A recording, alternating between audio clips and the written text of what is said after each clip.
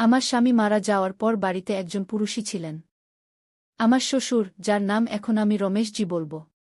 তিনি আমার খুব খেয়াল রাখতেন এবং প্রায়ই গভীর রাতে আমাকে তার ঘরে ডাকতেন। এক রাতে রমেশজি আমাকে তার ঘরে ডেকে বিছানার চাদর বদলাতে বললেন। আমি যখন ঝুঁকে কাজ করছিলাম, তিনি পেছন থেকে আমাকে ধরে ফেললেন। আমিও আমার স্বামী ছাড়া অনেক মাস ধরে একা ছিলাম এবং সেই মুহূর্তে আমি তাকে থামানোর চেষ্টা করিনি। সেই রাতে রমেশজি আমার সাথে সময় কাটালেন। পরের দিন আমার শাশুড়ি, যাকে আমি এখন মঞ্জু মা বলব, আমাকে ডাকলেন। বোমা, একটু জল আনো। তোমার শ্বশুর এসেছেন। তার কথা শুনে আমি আমার ঘর থেকে বেরিয়ে এলাম। আমি জানতাম না তিনি কোনো শ্বশুরের কথা বলছেন। কারণ আমার আসল শ্বশুর তো 3 বছর আগে মারা গেছেন। আমি রান্নাঘর থেকে জলের গ্লাস নিয়ে হলে পৌঁছলাম। সেখানে একজন ব্যক্তি বসেছিলেন যাকে শ্বশুরের বয়সের মনে হচ্ছিল না। আমি ভাবলাম হয়তো কোনো আত্মীয় হবে। আমি সেই ব্যক্তিকে বললাম, ভাইজা জল নিন। মঞ্জু মা হেসে বললেন, ইনি তোমার ভাইজা নন, তোমার শ্বশুর। আমি এক মুহূর্তের জন্য হতবাক হয়ে গেলাম। তিনি বললেন, ইনি আমার দূর সম্পর্কের ভাই অজয়। মঞ্জু মায়ের বয়স 55 বছর ছিল। কিন্তু সামনে বসে থাকা অজয়কে 35 বছরের মনে হচ্ছিল। তিনি বললেন, অজয় প্রথমবার আমাদের বাড়িতে এসেছে। তুমি একে আগে কখনো দেখনি। সে কিছু দিন আমাদের সাথে থাকবে কারণ শহরে তার কিছু কাজ আছে। আমি তার কথা মেনে নিলাম এবং নাস্তা তৈরি করার জন্য রান্নাঘরে চলে গেলাম। আজ শনিবার ছিল এবং আমি বাড়িতে ছিলাম। নইলে আমাকে রোজ সকালে স্কুলে যেতে হতো, যেখানে আমি শিক্ষিকা। রাতে যখন আমি আমার ছেলেকে, যার নাম এখন আমি রোহন বলব, ঘুম পাড়াচ্ছিলাম, আমার বারবার মনে হচ্ছিল যেন আমার ঘরে কেউ ঘুরছে। অবশেষে আমি উঠলাম এবং দরজা খুললাম। বাইরে সত্যিই কেউ ছিল এবং তিনি ছিলেন অজয়। আমাকে দেখে তিনি একটু ঘাবড়ে গেলেন। আমি জিজ্ঞেস করলাম, আপনার কিছু দরকার? তিনি বললেন, না, শুধু ঘুম আসছিল না, তাই এদিক ওদিক ঘুরছিলাম। অজয়ের ঘর আমার ঘরের ঠিক পাশেই ছিল। তাই আমি তাকে বলতে পারছিলাম না যে আপনি আমার ঘরের বাইরে কেন ঘুরছেন। আমি বললাম, ঠিক আছে, এবং আমার ঘরে ফিরে যেতে লাগলাম। তখনই তিনি আমার হাত ধরে ফেললেন। তার চোখে হালকা হালকা জল ছিল। তিনি আমার চোখের জল মুছে জিজ্ঞেস করলেন, আমি কি তোমার ঘরে আসতে পারি? আমি না বলার সাহস জোগাতে পারলাম না। তিনি ঘরে এলেন এবং বিছানার এক কোণে বসে পড়লেন। রোহন সেখানে ঘুমোচ্ছিল। অজয় আমার হাত ধরে আমাকে তার পাশে বসালেন এবং বললেন, প্রিয়া, আমি তোমার চোখের জলের কারণ জানি। তোমার চোখের জলে তোমার স্বামীর স্মৃতি আছে। প্রথম সাক্ষাতেই তিনি আমার দুঃখ বুঝতে পেরেছিলেন। আমি মঞ্জু মা এবং রমেশজির সাথে 3 বছর কাটিয়েছি। কিন্তু তারা কখনো আমার চোখের জল দেখেনি। অজয় আমার হাত ধরে বললেন, যা হয়ে গেছে তা ভুলে যেতে হবে। আমি বুঝতে পারছিলাম তিনি কি বলতে চাইছেন, কিন্তু আমার চোখের জল থামছিল না। তিনি আমার জন্য জল আনলেন। জল পান করার পর আমি একটু শান্ত হলাম। তারপর তিনি তার ভ্রমণের গল্প শোনাতে লাগলেন। আমার মুখে হাসি আনার চেষ্টা করতে লাগলেন। তার কথা শেষই হচ্ছিল না। যখন আমি ঘড়ি দেখলাম তখন রাত 2টা বাজছিল। আমাকে সকালে তাড়াতাড়ি উঠে ঘরের কাজ সারতে হতো এবং স্কুলেও যেতে হতো। আমি অজয়কে বললাম, আমার সকালে দেরি হয়ে যাবে। এখন আমাকে ঘুমাতে হবে। তিনি তার ঘরে চলে গেলেন এবং আমি ঘুমিয়ে পড়লাম। পরের দিন সকালে আমার উঠতে দেরি হয়ে গেল। রোজ আমি স্কুলে যাওয়ার জন্য বাস নিতাম। সকালে রোহন এবং মঞ্জু মাকে নাস্তা দিয়ে আমি স্কুলের জন্য বের হতে যাচ্ছিলাম। তখনই অজয় বললেন, আজ আমি তোমাকে স্কুলে ছেড়ে দেব। আমার স্বামীর পুরনো বাইক 3 বছর ধরে বাড়ির বাইরে দাঁড়িয়েছিল। আমি সপ্তাহে একবার সেটি পরিষ্কার করতাম, তাই সেটি চলার মতো ছিল। আজ অজয় সেটি চালানোর সিদ্ধান্ত নিলেন। মঞ্জু মাও আমাকে তাদের সাথে যেতে বললেন। আমি অজয়ের সাথে বাইকে বসলাম। বাইকে বসতেই আমি তার কাঁধে হাত রাখলাম, যেমন আমি আমার স্বামীর সাথে করতাম। তখনই আমি মঞ্জু মায়ের দিকে তাকালাম এবং মনে পড়ল যে ইনি আমার শ্বশুর। আমি তাড়াতাড়ি হাত সরিয়ে নিলাম। কিন্তু একটু এগিয়ে যাওয়ার পর আমার হাত আবার তার কাঁধে চলে গেল। এবার যখন আমি হাত সরানোর চেষ্টা করলাম তখন তিনি আমার হাত ধরে আবার তার কাঁধে রেখে দিলেন। তিনি বললেন, লজ্জা পেও না, নিশ্চিন্ত থাকো। আমি তোমারই বাড়ির লোক। স্কুলে পৌঁছানো পর্যন্ত আমরা কথা বলতে থাকলাম। দুপুর 2টায় স্কুল শেষ হল। বাইরে বেরোতেই আমি দেখলাম যে অজয় আমাকে নিতে এসেছেন। আমি জিজ্ঞেস করলাম, আপনি এখানে কি করছেন? তিনি বললেন, প্রিয়া, আমাকে শ্বশুর মশাই বলে ডেকো না। আমার নাম অজয়া। মঞ্জু মায়ের সামনে আমাকে শ্বশুর মশাই বলতে পারো, কিন্তু যখন আমরা একা থাকব তখন আমাকে আমার নাম ধরে ডেকো। তিনি জানালেন যে যতদিন তারা এখানে আছেন ততদিন তিনি আমাকে স্কুলে ছাড়তে আসবেন। বাড়ি পৌঁছানোর পর মঞ্জু মা এবং রোহানকে কোথাও দেখা গেল না। আমি মঞ্জু মাকে ফোন করলে তিনি জানালেন যে তিনি তার বান্ধবীর বাড়িতে গেছেন এবং তাড়াতাড়ি ফিরবেন। স্কুল থেকে ফিরে আমি ক্লান্ত হয়ে পড়েছিলাম, তাই নিজের ঘরে ফ্রেশ হতে চলে গেলাম। কাপড় বদলানোর সময় হঠাৎ অজয় আমার ঘরে চলে এলেন। আমি তাড়াতাড়ি বাথরুমে চলে গেলাম। তিনিও মুখ ফিরিয়ে নিলেন এবং বললেন, আমাকে ক্ষমা করো, আমার হঠাৎ আসা উচিত হয়নি। আমি কাপড় বদলে বাইরে এসে জিজ্ঞেস করলাম, আপনার কিছু লাগবে? তিনি বললেন, প্রিয়া, আমার খুব খিদে পেয়েছে। শুনেছি তুমি খুব সুস্বাদু বেগুন ভাজা বানাও। আজ তোমার হাতের স্বাদ নিতে চাই। আমি রান্নাঘরে বেগুন ভাজা বানানোর সিদ্ধান্ত নিলাম। অজয়ও আমার পিছনে পিছনে রান্নাঘরে এলেন। সবজি বানানোর সময় হঠাৎ গরম তেলের ছিটে অজয়ের বুকে পড়ল, তিনি ব্যথায় কাতরে উঠলেন। আমি আমার ঘর থেকে ক্রিম এনে তার বুকে লাগালাম। সেই সময় আমি তার খুব কাছাকাছি ছিলাম। আমার মনোযোগ ক্রিম লাগানোর দিকে ছিল, কিন্তু আমার মন অন্য কোথাও চলে যাচ্ছিল। তিনি বললেন, তোমার হাত যেমন আমার বুকের উপর চলছে তেমনি আমার সমস্ত ব্যথা উধাও হয়ে গেছে। আমি তার মুখের দিকে তাকালাম তো তার অবস্থা ঠিক মনে হল না। আমি ধীরে ধীরে তার থেকে দূরে সরে যেতে লাগলাম। তখনই মঞ্জু মা সেখানে চলে এলেন। আমাকে অজয়ের এত কাছাকাছি দেখে তিনি আমাকে অদ্ভুত চোখে দেখতে লাগলেন। আমি চোখ নামিয়ে নিলাম এবং নিজের কাজে লেগে গেলাম। মঞ্জু মা এই বিষয়ে কিছু বললেন না। কিন্তু এখন তার আমার পিছনে থাকাটা আমাকে খটকা লাগতে লাগল। আমি তাকে অভিযোগ করার সাহস জোগাড় করতে পারলাম না। রোহান এখন তার নতুন দাদুর সাথে খুব মিশে গিয়েছিল। সে রাতে ঘুমানোর আগে অজয়কে আমাদের ঘরে আনত এবং তাদের সাথে খেলত।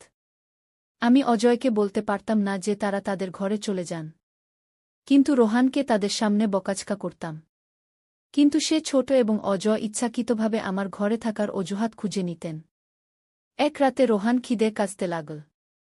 অজয় আমার ঘরে তার সাথে খেলছিলেন। আমি রান্নাঘর থেকে দুধ আনতে গেলাম। যখন আমি ফিরলাম রোহান ঘুমিয়ে পড়েছিল। আমি দুধ আবার রান্নাঘরে রাখতে যাচ্ছিলাম।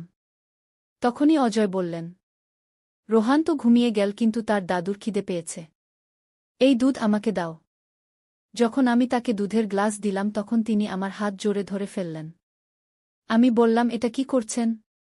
তিনি বললেন, প্রিয়া, আমি আগেও বলেছিলাম যখন আমরা একা থাকব তখন আমাকে শ্বশুর মশাই বলে ডেকো না, এবং হ্যাঁ, আমি তোমার হাত তাই ধরেছি কারণ তুমি সবসময় আমার থেকে চোখ লুকিয়ে পালিয়ে যাও।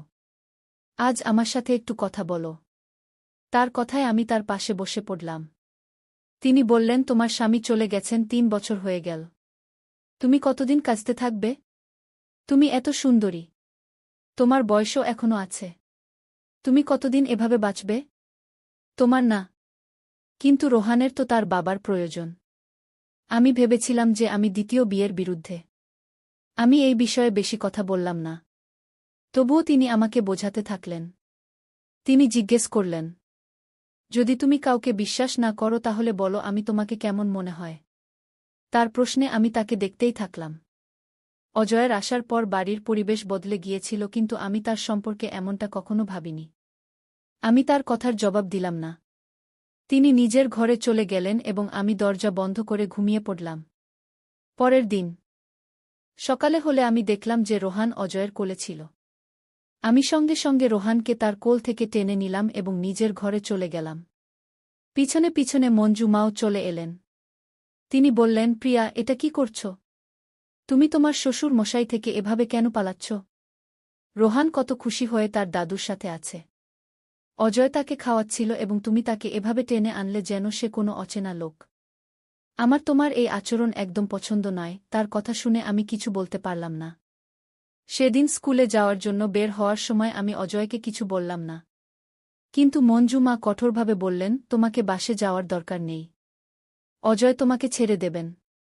আমি চুপচাপ অজয়ের সাথে বাইকে বসে পড়লাম। স্কুলে পৌঁছানোর সময় আমি চুপ ছিলাম। স্কুলের গেটে আমাকে ছেড়ে দিয়ে অজয় বললেন, প্রিয়া, তুমি কি আমার উপর রাগ করেছ? আমি তার দিকে তাকালামই না এবং স্কুলে চলে গেলাম। স্কুলে আমার বান্ধবী নেহা আমাকে বলল, প্রিয়া, গত কয়েকদিন ধরে আমি দেখছি অজয় তোমার সাথে কেমন কথা বলছে। তোমাকে স্কুলে ছাড়তে আসে। মনে হয় তার মনে তোমার জন্য কিছু বিশেষ আছে। আমি তার কথার উত্তর দিইনি। কিন্তু এই সব আমার কাছে অদ্ভুত লাগছিল। অজয়ের আমাদের বাড়িতে আসার আসল উদ্দেশ্য কী ছিল? এটা আমি বুঝতে পারছিলাম না। তার কথা বলার ধরন শ্বশুরমশাইয়ের মতো ছিল। কিন্তু তার চোখ আমার দিকে একজন পুরুষের মতো ছিল। পরের দিন স্কুলে একটি অনুষ্ঠান ছিল। আমার সেখানে যাওয়ার একদম মন ছিল না।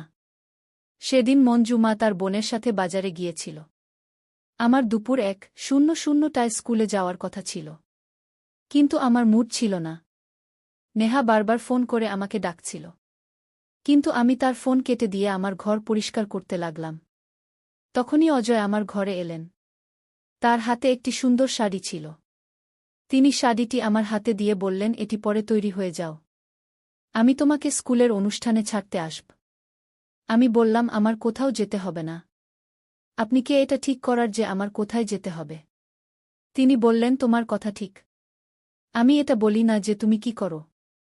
কিন্তু আমি চাই যে তুমি কখনো নিজের জন্য সাজো। আজ নিজেকে সাজিয়ে দেখো। তুমি আরও সুন্দরী লাগবে।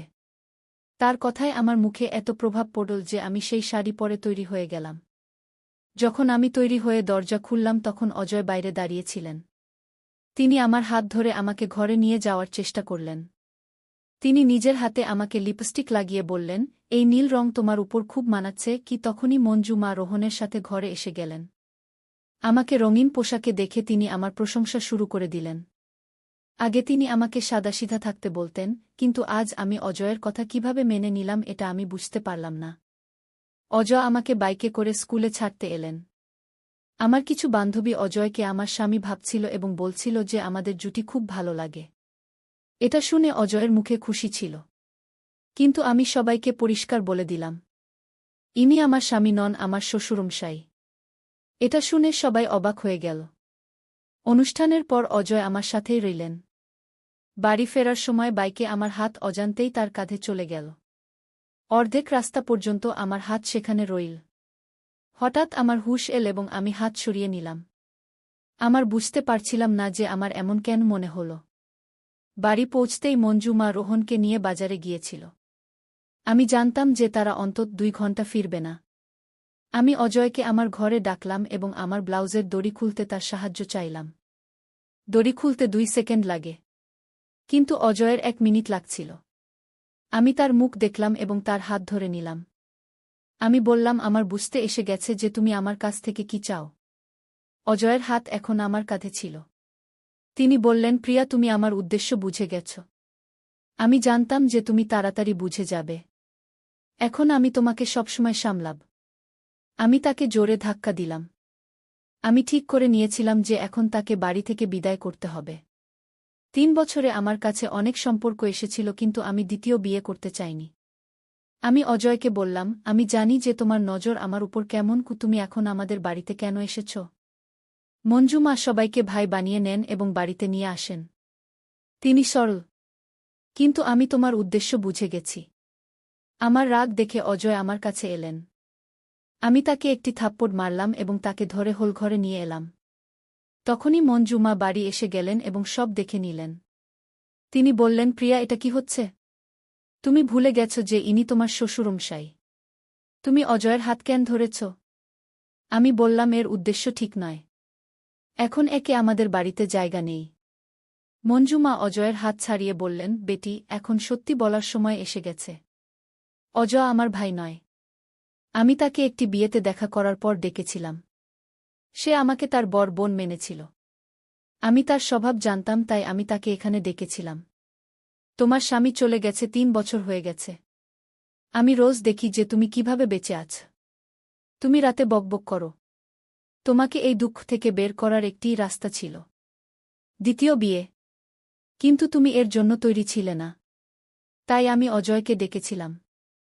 আমার মনে হয়েছিল যে তার সাথে থেকে তোমার মন বদলে যাবে। কিন্তু তুমি এখনও নিজের মনকে কঠিন করে রেখেছ। অজয় বললেন, প্রিয়া, আমি তোমার সৌন্দর্যের জন্য নয়, তোমাকে ভালোবাসি। আমি রোহনের সাথে খুব সংযুক্ত হয়ে গেছি। আমার মনে হয়েছিল মঞ্জুমা আমার দুঃখ দেখতে পান না, কিন্তু তিনি প্রতিদিন আমার দুঃখ দেখে চিন্তিত ছিলেন।